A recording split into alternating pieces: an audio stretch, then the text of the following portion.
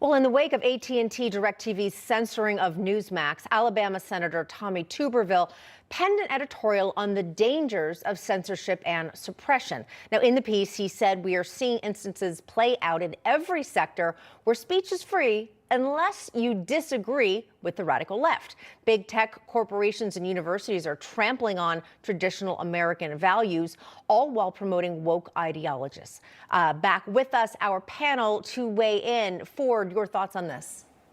Well, hey, that's exactly right. Newsmax is being squeezed essentially by the Democrats, and this is political censorship. And this is really unfortunate, and Newsmax needs to keep fighting back, and other conservative voices need to make that case. Great points there. And speaking of being squeezed, I want to talk about this. Are viewers souring on Don Lemon from CNN? Take a listen to this. Good morning, everyone. We do begin with breaking news this morning. President Biden makes a surprise visit to Ukraine. I'm Poppy Harlow in New York, here with Sarah Seidner. Caitlin Collins is live in Warsaw, Poland, where the president will be shortly. Don has the day off, and here is what we know. Well, I almost missed it. I don't know. Did you catch it? She did say in there in an awkward place that was CNN anchor Poppy Harlow, barely mentioned Don Lemon. And of course, CNN host Don Lemon absent from CNN this morning. He was also off on Friday following the backlash over his comments made against women in general, specifically against former South Carolina Governor Nikki Haley, who is running for president, overall just saying any woman older than 49 is past her prime. Just in case you haven't heard it yet, are you under a rock if you haven't heard it yet? Maybe, but in case you are, rocks are nice. Here's what he said. She says people, politicians or something are not in their prime. Nikki Haley isn't in her prime. Sorry. When a woman is considered to be in her prime in her 20s and 30s and maybe 40s. What are you talking? Wait. That's not according to me. Prime for what?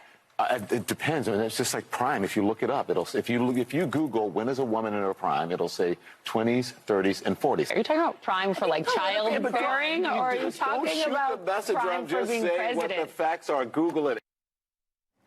Melanie, I love his sources. Google it. Your reaction, I mean, is it all over for Don Lemon? CNN CEO Chris Licht is pretty strict over there, trying to make a lot of changes, and he was very unhappy about Lemon's comments. Do you think he's going to come back? He may come back. I hope he does, just for the comedic factor, because he's hilarious. It's the audacity for me. This woman has been a successful governor, ambassador, literally never lost an election ever, has taken 0 L's, and he constantly is taking L's, complete with him being on a morning show with 2 other hosts and losing his primetime show. And he has the audacity to talk about her not being in her prime. He is not in his prime, and that's why he's had the day off for the last couple of days. So, yeah, I hope he comes back so I can point at him and make fun of him. More to talk and about the Twitter mob can keep coming for him. Bring him back. Right. All right. But the comments didn't stop there. Now, the next day on Friday, he was not on air, but he was on a staff phone call. That was his day off to apologize to the entire company. And according to one CNN insider who spoke with the New York Post, Lemon doubled down on his comments, and he explained, quote, "I'm friends with women, so I can't be sexist."